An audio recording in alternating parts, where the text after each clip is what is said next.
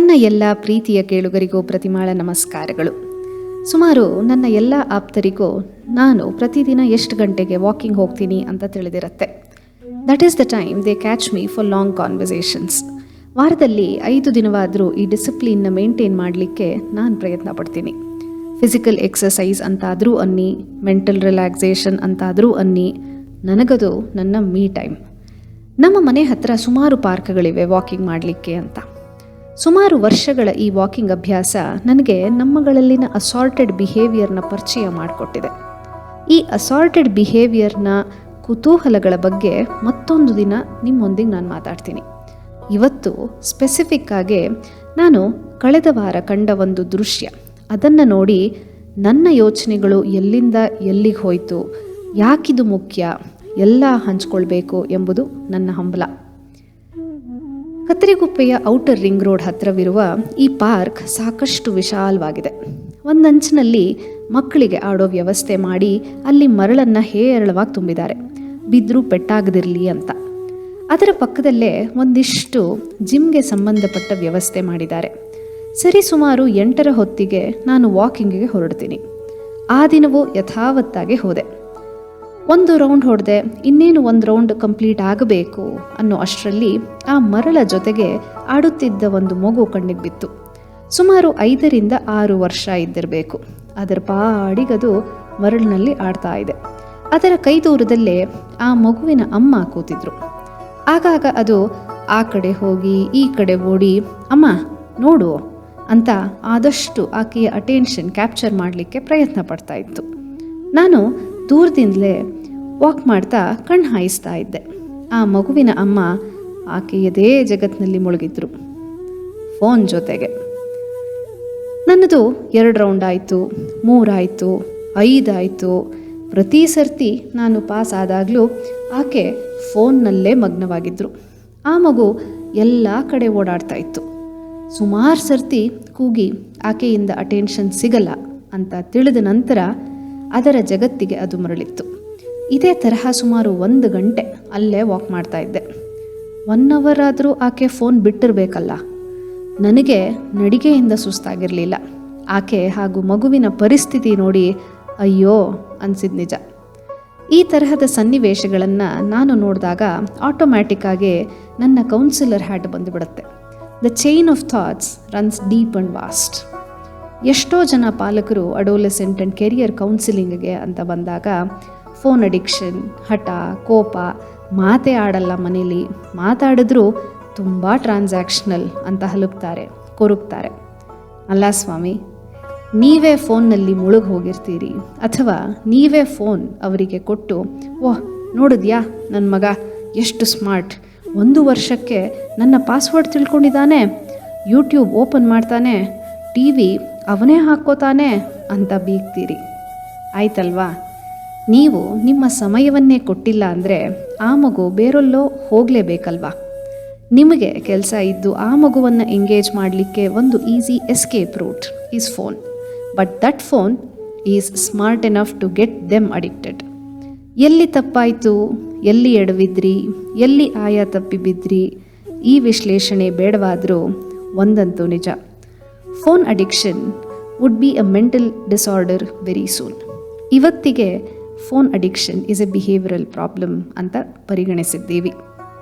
ಅದು ಬೆಳೆಯುತ್ತಿರುವ ರೀತಿ ನೋಡಿದ್ರೆ ಮಾನಸಿಕವಾಗಿ ಅದು ಹೇರುತ್ತಿರುವ ಒತ್ತಡ, ನಡವಳಿಕೆಯಲ್ಲಿನ ಬದಲಾವಣೆಗಳು, ಏಕಾಗ್ರತೆಯಲ್ಲಿನ ಕಡಿತ, ವ್ಯಕ್ತಿತ್ವದಲ್ಲಿ ಆಗುತ್ತಿರುವ ಗುಣಲಕ್ಷಣಗಳು, ಇವೆಲ್ಲವೂ ಟೆಕ್ನಾಲಜಿಯ ಒಳ್ಳೆಯ ಸುದ್ದಿಗಳಂತೂ ಖಂಡಿತ ಅಲ್ಲ. ಟಿವಿಗಿಂತ ಫೋನ್ ಅಡಿಕ್ಷನ್ನ ಬಗ್ಗೆ ನಮಗೆ ಅಂದರೆ ಕೌನ್ಸಿಲರ್ಸ್ಗಳಿಗೆ, ಸೈಕೋಥೆರಪಿಸ್ಟ್ಗಳಿಗೆ, ಸೈಕಾಲಜಿಸ್ಟ್ಸ್ಗಳಿಗೆ ಸಾಕಷ್ಟು ಕೇಸಸ್ ಬರುತ್ತವೆ. ಕೆಲವೊಮ್ಮೆ ಹಠದ ಪರಮಾವಧಿ ತಲುಪಿರುತ್ತೆ. ಚಿಕ್ಕವರಾಗಿದ್ದಾಗ ಊಟ ಮಾಡಲ್ಲ, ಹಠ, ಅಳು, ಇಲ್ಲವೇ 1 ಗಂಟೆ ಫೋನ್ ಕೊಟ್ಟರೆ ಹೋಮ್ವರ್ಕ್ ಮಾಡ್ತೀನಿ ಅಂತ ನೆಗೋಷಿಯೇಟ್ ಮಾಡ್ತಾರೆ. ಅಪ್ಪ ಅಮ್ಮಂದಿರು ಬೇರೆ ವಿಧಿ ಇಲ್ಲದಿರ ಕೇಳಲೇಬೇಕು. ಇನ್ನೂ ಸ್ವಲ್ಪ ದೊಡ್ಡ ಮಕ್ಕಳಲ್ಲಿ ಪ್ರೈವಸಿ ಇಷ್ಟಪಡ್ತಾರೆ. ಈಗ ಸಾಕಷ್ಟು ಮನೆಗಳಲ್ಲಿ ಅವರಿಗೆ ಒಂದು ರೂಮ್ ಇದೆ, ಕಂಪ್ಯೂಟರ್ ಇದೆ, ಫೋನ್ ಕೊಡಿಸಿರ್ತಾರೆ. ಕೇಳಿದ್ರೆ ಅಪ್ಪ ಅಮ್ಮ ಇಬ್ಬರು ಕೆಲಸ ಮಾಡೋದ್ರಿಂದ ಒಂದು ಕನೆಕ್ಷನ್ ಆ್ಯಂಡ್ ಕಮ್ಯುನಿಕೇಷನ್ ಬೇಕಲ್ವಾ, ಅದಕ್ಕೆ ಅವರಿಗೊಂದು ಫೋನ್. ಕಾರಣ ತಪ್ಪಲ್ಲ. ಕೇವಲ ಇದೇ ಕಾರಣವಷ್ಟೇ ಇದ್ದರೆ ತಾಪತ್ರಯ ಇರ್ತಿರಲಿಲ್ಲ. ಗಿಡವಾಗಿ ಬಗ್ಗದ್ದು ಮರವಾಗಿ ಬಗ್ಗೀತೆ ಅಂತ ಗಾದೆ ಕೇಳಿಲ್ವೇ? ಇದು ಅಷ್ಟೆ. ಯಾವತ್ತೋ ಪ್ರಾರಂಭವಾದ ತಪ್ಪನ್ನು ನಾವುಗಳು ಇವತ್ತು ಸರಿ ಮಾಡಲಿಕ್ಕೆ ಹೊರಟ್ರೆ ಬರೀ ಕಷ್ಟ ಅಲ್ಲ, ಅದೊಂದು ಸಾಹಸ. ಫೋನ್ ಅಡಿಕ್ಷನ್ನ ಬಗ್ಗೆ ಹೇಳುವಾಗ ಇವತ್ತಿಗೂ ನನಗೆ ಕಣ್ಣಿಗೆ ಕಟ್ಟಿದ ಒಂದು ದೃಶ್ಯ ಬರುತ್ತೆ. ಒಮ್ಮೆ ಗುಜರಾತ್ನ ಸೋಮನಾಥ್ನಿಂದ ದ್ವಾರಕಾಗೆ ರಾತ್ರಿಯ ಟ್ರೈನ್ನಲ್ಲಿ ಪ್ರಯಾಣ ಮಾಡ್ತಾ ಇದ್ದೆ. ಸುಮಾರು 8ರಿಂದ 9 ಗಂಟೆಗಳ ಪ್ರಯಾಣ. ದಟ್ಟ ಜನಸಂದಣಿ ಟ್ರೈನ್ನಲ್ಲಿ, ಹಾಗಾಗಿ ಮಲಗಲಿಕ್ಕೆ ಫುಲ್ ಸೀಟ್ ಸಿಕ್ಕಿರಲಿಲ್ಲ. ಕೂತೇ ಇದ್ದೆ.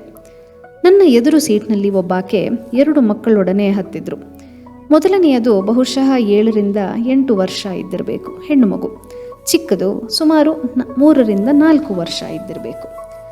ಸುಮಾರು ರಾತ್ರಿ 11 ಗಂಟೆ ಆಗಿತ್ತು ಅನಿಸತ್ತೆ. ಎಲ್ಲರಿಗೂ ತೂಕಡಿಕೆಯ ಸಮಯ. ಪರ್ಸ್ನಿಂದ ಫೋನ್ ತೆಗೆದ್ರು, ದೊಡ್ಡ ಮಗುವಿನ ಕೈಗಿತ್ತರು. ಚಿಕ್ಕ ಮಗುವನ್ನು ಮಲಗಿಸ್ಲಿಕ್ಕೆ ಅಲ್ಲೇ ಅಡ್ಜಸ್ಟ್ ಮಾಡಿ ಕಾಲು ಚಾಚ್ ಮಲಗೇ ಬಿಟ್ರು. ನಾನು ಇನ್ನೊಂದು ಅರ್ಧ ಗಂಟೆ ಎದ್ದು ದೊಡ್ಡ ಮಗುವನ್ನು ಮಲಗಲಿಕ್ಕೆ ಹೇಳ್ತಾರೆ ಅಂತ ನೋಡಿದೆ. ರಾತ್ರಿ 12:30 ಆದರೂ ಹೇಳೋ ಸುದ್ದಿನೇ ಇಲ್ಲ. ನನಗೂ ಆಗಾಗ ತೂಕುಡಿಕೆ ಹತ್ತಿ ಎಚ್ಚರವಾಗ್ತಾ ಇತ್ತು.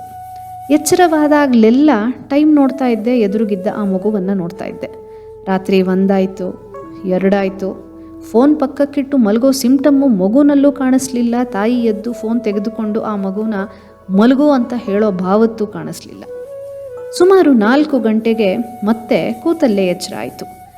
ಆಗಲೂ ಆ ಮಗು ಫೋನ್ನಲ್ಲಿ ಇದ್ದದ್ದು ನೋಡಿ ನನಗೆ ಸುಸ್ತಿಗಿಂತ ದುಃಖ, ಕೋಪ ಎರಡೂ ಒಟ್ಟಿಗೆ ಆಯಿತು. ಜವಾಬ್ದಾರಿ ಅಂದರೆ ಏನು ಅಂತ ಎಲ್ಲರೂ ಹೇಳ್ತಾರೆ. ಅದರೊಂದಿಗೆ ನಮಗೆಲ್ಲ ಮತ್ತೊಂದು ಅದರ ಮುಖ ಅರ್ಥ ಆಗಬೇಕು. ಜವಾಬ್ದಾರಿ ಅಂದರೆ ಏನಾಗಿರಬಾರದು ಅಂತ. ಒಂದು ಕೆಲಸವನ್ನು ಹೇಗೆ ಮಾಡಬೇಕು ಅನ್ನೋದ್ರ ಜೊತೆಗೆ ಹೇಗೆ ಮಾಡಬಾರದು ಅಂತ ತಿಳಿದಿದ್ದರೆ ಅದೊಂದು ಹಾಲಿಸ್ಟಿಕ್ ಅಪ್ರೋಚ್ ಅಂತ ನನಗನ್ನಿಸುತ್ತೆ. ದಿನದ ಟು ಡೂ ಲಿಸ್ಟ್ ಮಾಡೋವಾಗ ನಾಟ್ ಟು ಡೂ ಲಿಸ್ಟ್ ಮರ್ತೇ ಬಿಡ್ತೀವಿ. ಟೈಮ್ ವೇಸ್ಟ್ ಆಗೋದೇ ಇಲ್ಲಿ. ನಾನು ಬೇಗ ಹೇಳ್ತೀನಿ ಅನ್ನೋದ್ರ ಜೊತೆಗೆ ಎದ್ದಾದ ಮೇಲೆ ಫೋನ್ ಚೆಕ್ ಮಾಡಲ್ಲ ಅಂತ ನಿರ್ಧರಿಸಿದ್ರೆ ಮಾತ್ರ ನೀವು ಬೇಗ ಎದ್ದಿರೋದು ಸಾರ್ಥಕವಾಗೋದು. ಯಾವ ಕೆಲಸ ಮಾಡಬೇಕು ಅನ್ನೋ ಪಟ್ಟಿ ಜೊತೆಗೆ ಯಾವ ಕೆಲಸದಲ್ಲಿ ಟೈಮ್ ವೇಸ್ಟ್ ಆಗ್ತಿದೆ ಅದನ್ನು ಅವಾಯ್ಡ್ ಮಾಡಬೇಕು ಅನ್ನೋದು ತಿಳಿಬೇಕು. ಹಾಗೇ ಜವಾಬ್ದಾರಿತನ ಎಲ್ಲಿ ಎಷ್ಟರ ಮಟ್ಟಿಗೆ ಇರಬೇಕು ಅನ್ನೋದ್ರ ಜೊತೆಗೆ ಬೇಜವಾಬ್ದಾರಿತನ ಎಲ್ಲಿ ಮಾಡ್ತಾ ಇದ್ದೀನಿ ಅಂತ ರೆಕಗ್ನೈಸ್ ಮಾಡಬೇಕು. ವ್ಯಕ್ತಿಗತವಾಗಿ ಸಂಬಂಧಗಳಲ್ಲಿ, ನಮ್ಮ ಪ್ರೊಫೆಷ್ನಲ್ ಲೈಫ್ನಲ್ಲಿ ಎಲ್ಲೆಲ್ಲಿ ರೆಸ್ಪಾನ್ಸಿಬಿಲಿಟಿ ಬರುತ್ತೋ ಅಲ್ಲಿಯೇ ನಾನೆಲ್ಲಿ ಇರ್ರೆಸ್ಪಾನ್ಸಿಬಲ್ ಆಗಿದ್ದೀನಿ ಅಂತ ತಿಳಿದ್ರೆ we can be better people. ಹಾಗೆಯೇ ಫೋನ್ ಅಡಿಕ್ಷನ್ಗೆ ಬಂದಾಗ ನೀವೇ ಮಕ್ಕಳಿಗೆ ಕೊಡಿಸಿ ಅಭ್ಯಾಸ ಮಾಡಿಸಿ ಆಮೇಲೆ ಕೆಟ್ಟು ಹೋಗಿದ್ದಾರೆ ಅಂತ ಹಲುಬಿದ್ರೆ ಅದು ಯಾರ ತಪ್ಪು? ಚಿಕ್ಕವರಾಗಿದ್ದಾಗ ಮಕ್ಕಳೊಂದಿಗೆ ಆಟ ಆಡಿ, engage them with you first. You should be a smart parent, not handing over the smartphone to your kid. ಫೋನ್ನ ಜೊತೆಗೆ ಯಾವಾಗ ನಮ್ಮ ಸಂಬಂಧ ಬೆಳೆಯುತ್ತೋ ಆಗ ಬೇರೆ ಸಂಬಂಧಗಳು ಕಡಿಮೆ ಆಗುತ್ತವೆ. When your phone knows more about you than others, it's time to charge yourself than charging it. ಮಗುವಿಗೆ 2 ವರ್ಷಕ್ಕಿಂತ ಮುಂಚೆನೇ ನೀವು ಫೋನ್ ಅಥವಾ ಟ್ಯಾಬ್ಗಳನ್ನು ಕೊಟ್ಟಿರಾದರೆ ಅದರ ಮೆದುಳಿನ ಬೆಳವಣಿಗೆಯನ್ನು ನೀವೇ ಕುಂಠಿತಗೊಳಿಸ್ತಾ ಇದ್ದೀರಿ. ಮಗು ದೊಡ್ಡವರಾಗುತ್ತಿದ್ದಂತೆ ಅದರೊಟ್ಟಿಗೆ ಆಟ ಆಡಿ, ಮಾತಾಡಿ, ಕತೆಗಳನ್ನು ಹೇಳಿ, ನೀವು ಕೂಡ 2 ಗಂಟೆಗಳಿಗಿಂತ ಜಾಸ್ತಿ ಸೋಷಿಯಲ್ ಮೀಡಿಯಾ ನೋಡಲ್ಲ ಅಂತ ನಿರ್ಧಾರ ಮಾಡಿ develop a relationship with your kid. ಈ ಸಂಬಂಧ ಈಗ ಚಿಗುರದೆ ಹೋದರೆ ಇದೇ ಮಕ್ಕಳು ದೊಡ್ಡವರಾದ ಮೇಲೆ ಮಾತಾಡಲ್ಲ, ಮಾತು ಕೇಳಲ್ಲ, ಯಾರೊಟ್ಟಿಗೂ ಮನೇಲಿ ಮಾತಾಡಲ್ಲ, ಬಹಳ ಕೋಪ ಅನ್ನೋ ಕಂಪ್ಲೇಂಟ್ಗಳು ಬರುತ್ತವೆ. Any relationship is a 2-way road. Once developed, nurture it with the right ingredients. ನಿಮ್ಮ ಸಮಯ ಹಾಗೂ ಭಾವನೆಗಳು ಇವಿಷ್ಟೇ ಬೇಕಾಗಿರೋದು ಸಂಬಂಧಕ್ಕೆ. So B smarter than your phone ಅಂತ ಹೇಳ್ತಾ ಮುಂದಿನ ಸಂಚಿಕೆಯಲ್ಲಿ ಮತ್ತೆ ಭೇಟಿಯಾಗ್ತೀನಿ.